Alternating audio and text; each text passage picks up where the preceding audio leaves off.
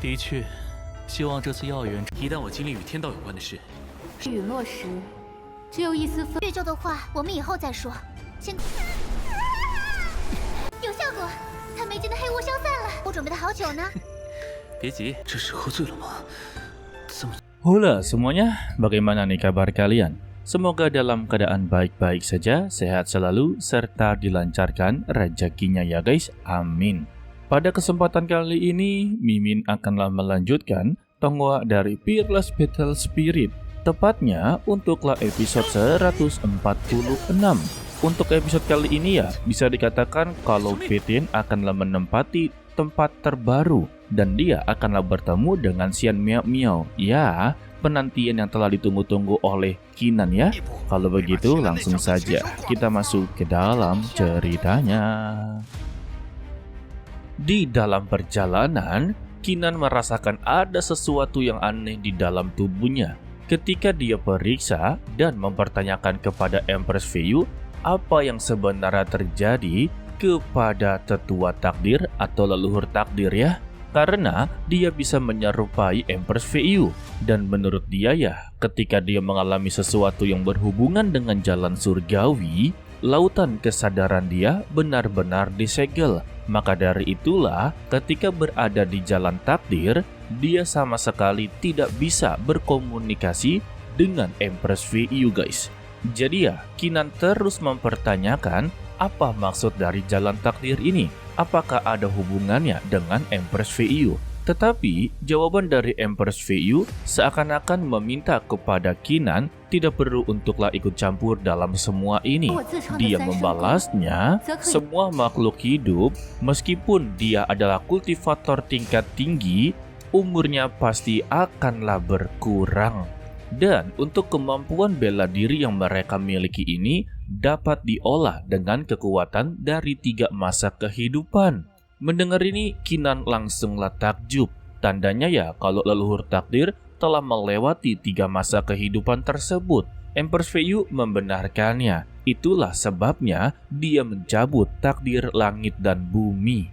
Tetapi ya, itu adalah sebuah tindakan yang telah melanggar aturan langit dan bumi. Maka dari itulah, sang leluhur takdir berada di pengasingan. Dia telah dihukum di tempat seperti itu. Dari perkataan inilah membuat Qinan menjadi curiga kepada Empress Feiyu. Dia meyakini kalau leluhur takdir ini adalah kehidupan lampau milik dari Empress Feiyu. Karena untuk Empress Feiyu ini adalah dewi dari segala dewi yang telah hidup selama ribuan tahun guys. Jadi ya, pertanyaan dari Qinan, apakah untuk leluhur takdir tersebut adalah kehidupan masa lalunya atau kehidupan dia selanjutnya? Empress Feiyu membalas, ketika dia telah terjatuh dalam kultivasinya, mungkin jiwa-jiwanya telah hancur, tetapi ya sisa-sisa tubuhnya berhasil disimpan oleh tetua takdir. Jadi ya, dia sendiri tidaklah tahu apakah untuk tetua takdir ini adalah kehidupan di masa lampaunya atau kehidupan di masa selanjutnya. Sebetulnya pembicaraan ini tidaklah begitu penting menurut dari Empress Feiyu. Yang paling terpenting seharusnya dia bisa melihat di masa depan tetua takdir akanlah mendapati sebuah bahaya yang begitu besar. Bahkan dia adalah penyebab dari bahaya tersebut. Dan legenda mengatakan bahwa hanya merekalah yang memperoleh armor Sanseng atau jiwa dewa perang. Dan ini semua dapatlah membantu Empress Feiyu untuklah melewati 3 bencana kehidupannya guys. Dan saat ini ya, Qinan memiliki cermin perunggu dan tali merah. Yang dimana itu adalah milik dari Empress Feiyu di kehidupan masa lampaunya. Jadi ya, kedua barang ini memiliki hubungan dengan Empress Feiyu.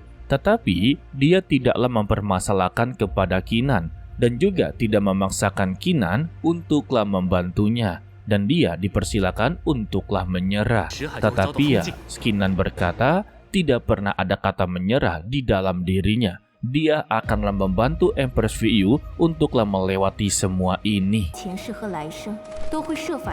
Sementara itu, di Istana Pavilion Wuyuan, untuk sosok misterius ini kita masih belum tahu siapa namanya. Tetapi ya, dia mengenal dekat dengan leluhur takdir. Dia tidak menyangka kalau dia segera kembali ke dunia hanya untuklah seorang pria yang sama sekali tidaklah dia kenal, yaitu Kinan. Alasan tetua takdir melakukan semua ini karena dia telah melihat sebuah potensi yang begitu besar di dalam dirinya Kinan. Namun ya, untuk saat ini dia belum sama sekali kuat. Jadi ya, dia turun untuklah membantu Kinan menjadi lebih kuat lagi. Begitu juga dengan si pria misterius ini berharap besar kepada Kinan kalau dia tidaklah berada di jalan yang salah, dan berharap juga kalau dia akanlah mendapatkan banyak sekali keuntungan di dunia ini. Lalu datanglah Jiang Bilan dengan melaporkan kalau dia telah menceritakan seluruh kejadian kepada seluruh negara kuno, terutama ya kepada negara kuno Vermilion. Kembali kepada Kinan yang telah tiba di kediamanmu, dia juga langsunglah disambut oleh Xian Miao serta tuanmu. Di sini, tuanmu meminta kepada dia janganlah terlalu bersikap sopan karena dia telah mendengar situasi dari Kinan cukuplah begitu membahayakan. Serta dia juga telah menceritakan semua tentang Kinan kalau dia begitu sangatlah takjub kepadanya. Karena ya, jarang sekali dia menemukan pria muda yang memiliki banyak sekali bakat. Dan alasan dia begitu menghormati Kinan karena ya Xian Miao menjanjikan kalau Kinan datang ke sini untuklah membantu dirinya menyembuhkan putrinya guys. Tanpa babi bu, mereka pun langsunglah memasuki sebuah gunung. Dan di dalam goa tersebut terlihatlah seorang wanita yang sedanglah diikat. Ternyata ya, untuk putri dari tuanmu ini terlahir memiliki energi iblis. Jadi ya, ramuan tingkat tinggi juga tidak akanlah berpengaruh dengan energi iblis tersebut. Maka dari itulah mereka membutuhkan bantuan dari Babang Kinan. Namun ketika mereka melihat catatan kuno, satu-satunya bahan yang bisa untuk menyelamatkan putrinya adalah rumput penutup langit guys. Dengan rumput penutup langit ini, energi iblis yang berada dalam tubuhnya yang disebut sebagai tubuh penghancur Qianxi bisa untuklah dia kendalikan. Dan kebetulan untuk rumput langit tersebut berada di tangannya Kinan. Jadi ya, harapan terakhir mereka adalah Kinan. Hal ini membuat Kinan mendapati jawaban. Tidak heran ya kalau semua kekuatan bertempur hanya untuk memperebutkan rumput penutup langit. Ternyata memiliki manfaat yang begitu sangatlah besar. Sehingga Kinan langsunglah memberikannya. Dan Xian Miao langsunglah melakukan ritual penyembuhan. Dengan menggunakan rumput penutup langit, membuat energi iblis yang berada di dalam tubuhnya tiba-tiba menghilang. Kini, anaknya dari tuanmu, yaitu Mutong, berhasil untuklah diselamatkan. Tetapi kondisi dia benar-benar begitu lemah. Jadi ya, Xian Miao akanlah merawatnya sampai dia benar-benar pulih. Sedangkan ya, untuk tuanmu langsung berterima kasih kepada Xian Miao dan juga Kinan. Tanpa adanya mereka berdua, mungkin ya anaknya tidak akanlah terselamatkan. Alhasil ya, Kinan dijadikan sebagai tamu spesial. Dia diminta untuklah tinggal di sini sementara waktu. Sebab dia telah mempersiapkan hadiah untuknya. Tetapi ya, Kinan tidak memiliki waktu yang begitu banyak. Dia haruslah cepat-cepat pergi ke kebun obat yang telah hilang untuklah menyelesaikan tugasnya, yaitu membangkitkan Xiong Li. Jadi ya, dengan berat hati, Kinan menolak tawaran tersebut. Tetapi ya, tuanmu tetaplah memaksa. Kalau hari sudah larut malam, setidaknya dia beristirahat di malam hari ini. Cukup 1 malam saja, esok hari dia diperbolehkan untuklah berangkat. Dan untuk malam hari ini ya, Kinan bebas untuk melakukan apapun. Dan jika dia membutuhkan bantuan, bilang saja kepada dirinya.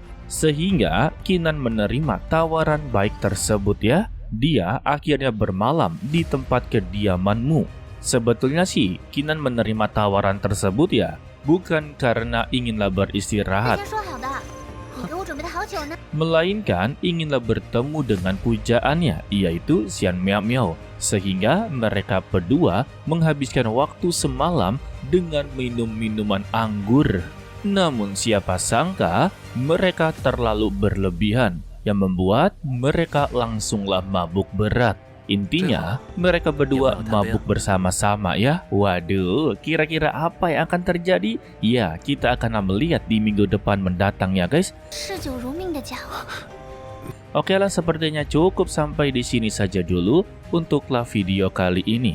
Mimin ucapkan terima kasih kepada kalian yang telah menonton sampai akhir. Pesan dari Mimin, tetaplah menjadi orang yang baik walaupun itu sangatlah sulit. To be continue, sampai jumpa di video berikutnya. Bye bye. 一旦我经历与天道有关的事，陨落时，只有一丝风。绿咒的话，我们以后再说。先给我，有效果，他没劲的黑雾消散了。我准备的好久呢。别急，这是喝醉了吗？